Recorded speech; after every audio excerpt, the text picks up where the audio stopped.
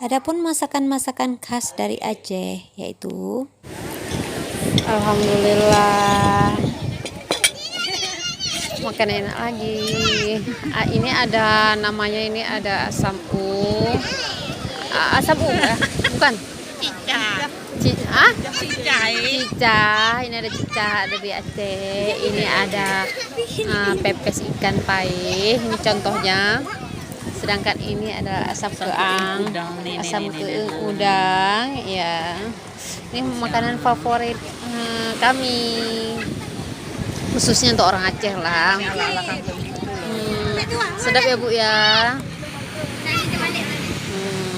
Gimana Bu makanan enaknya? Ya beginilah makanan khas Aceh, beneran karena orang Aceh.